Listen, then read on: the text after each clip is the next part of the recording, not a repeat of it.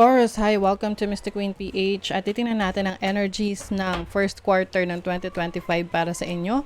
So that's January, February, March. This is a general reading, okay? Just take what resonates. If you're interested in private readings, meron tayong link sa description at sa pinned comment.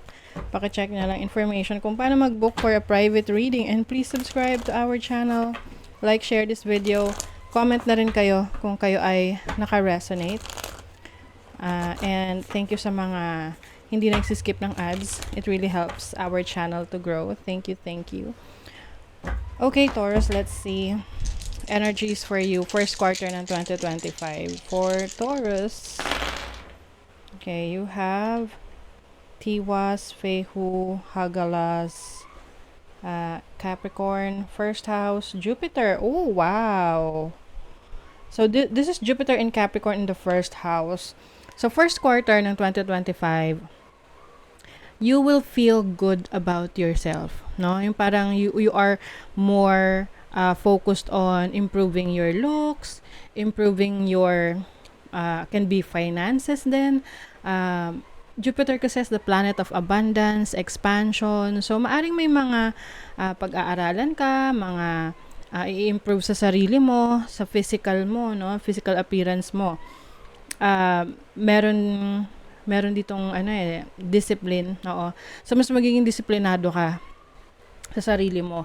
At alam mo na yung discipline mo na yon ay it will be rewarded kasi this is an energy of Capricorn na talagang focus sa goal, keeping eye on the prize.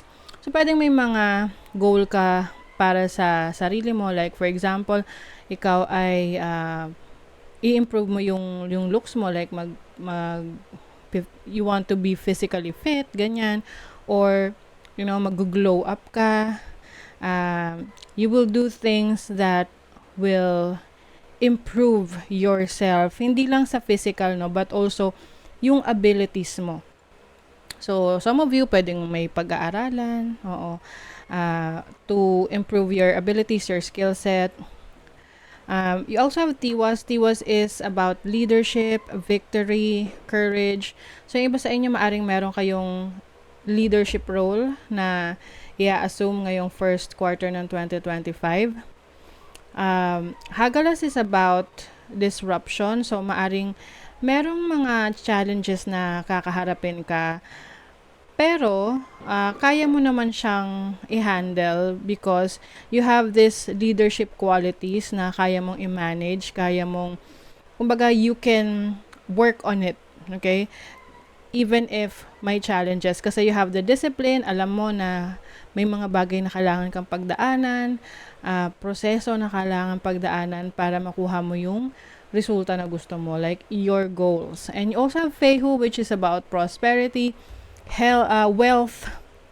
Ayan, so you will also focus on making more money, kung paano mo mas mapapaunlad pa yung sarili mo, and at the same time meron ka ring kakayanan na tumulong sa iba. Ayan, ang ganda. Okay, so yung iba sa inyo, i-improve niyo yung sarili nyo, no? Magkakaroon kayo ng self-improvement. Okay, what else for Taurus? Overall energy, you have the Two of Pentacles. So, very busy. Multiple sources of income. Meron ka talagang binabalance rito, minamanage, no? Some of you, Taurus, will focus on your career path, business ninyo, yung finances ninyo.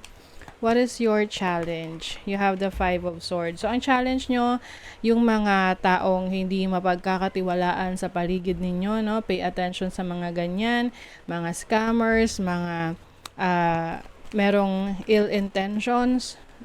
If you are, meron kang papasuking business or investment, pag-isipan mo munang maigi. Kilalalin mo yung taong kausap mo, ka-business mo. Mag-background check ka muna, no? Para iwas aberya. Okay, let's see your opportunity. You have the Ten of Pentacles. Wow, you have the opportunity to create more money, to create more abundance in your life. Yung iba sa inyo, pwede rin meron ditong inheritance na matatanggap from your family. This is financial stability, no? I think itong actions na gagawin mo na pagpapaunlad sa sarili mo, pagde-develop ng sarili mo will bring in more income to you or more blessings, especially sa finances. Yes. So, tignan natin yung focus. What is your focus ngayong first quarter? Seven of Wands. Your focus is to protect yourself, protect your energies. Maari ring iiwasan mo na yung mga taong toxic sa buhay mo. Mas magfo-focus ka kung paano mo mapauunlad yung sarili mo at paano mo mapoprotektahan yung energy mo. And then your blessing, what is the blessing? You have the Lovers. Wow. So as a blessing, yung iba sa inyo pwedeng magkaroon ng romantic partner or mas lalo nyo pang mapatibay yung relationship mo with your partner. This is also about commitment. So pwedeng papasok ka sa isang business commitment, business partnership. Ayan. And also making a decision. So pag nakapili ka ng path na tatahakin mo, whether this is a relationship or a business or career na mga decision making, this will definitely lead you to success, and I think magdadala yan sa'yo ng more income kasi you have Feihu. Feihu is about prosperity, abundance, wealth, and you also have the Ten of Pentacles here, so congrats. Okay, let's see what else for Taurus first quarter ng 2025. Meron ditong no. Ano yung no? Tapos biglang may yes. Okay. Ang nakikita ko rito is, maaring merong isang situation sa buhay mo na sa una, it's a no. Tapos after nun, magiging yes na siya. So, pwedeng hindi mo na siya mangyayari for you sa loob ng 3 months. But then, within 3 months, mangyayari na siya. You get what I mean? So, parang may rejection sa una. And then, after nun, magiging okay na. So, masusolusyonan siya within 3 months. Meron ditong fame and recognition. So, maraming hahanga sa yung mga kakayanan, abilities mo. Para kang celebrity rito. So, nasa iyo ang spotlight. And also, yung iyong imagination, yung iyong creativity talagang on point. You also have very enthusiastic energy na magbibigay sa iyo ng lakas para lalong guminhawa yung buhay mo. And yung iba sa inyo, you may be spending time with your loved ones or yung mga taong mga soul family mo, mga taong nakakaintindi sa iyo, nagmamahal sa iyo, who cares about you. Wow! Diba? Talaga naman. Taurus, abundance. You will experience abundance in the next 3 months, January, February, March, first quarter ng 2025. And you also have healing from your past, healing from your mistakes, or healing sa relationship. And ano rin to healing is pwedeng you are healing your financial struggles or financial problems. You also have the courage. So, talagang yung lakas lang loob mo. Yan yung magpupush sa'yo para mas ma-explore mo pa, no? Yung sarili mo. Kasi Jupiter nga is about expansion, exploration, learning. So, first house is about yourself. So, you are going to do this with discipline, with structure. Hindi to yung tipong bahala na si Batman. So, sa inyo, gagawin nyo to ng may precaution, ng may method, may steps. So, may plano talaga.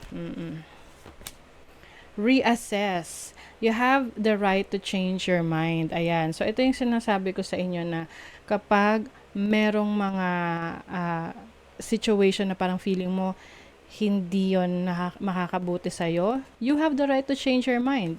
Reassess the situation. Pag-isipan mo muna, pag-aralan mo muna kung handa ka na ba sa ganong opportunity. And especially in yung mga papasukin mong investments, reassess the situation first bago ka mag-commit, bago ka pumasok sa isang commitment. Whether this is a relationship, business, kasi commitment yan eh, 'di ba?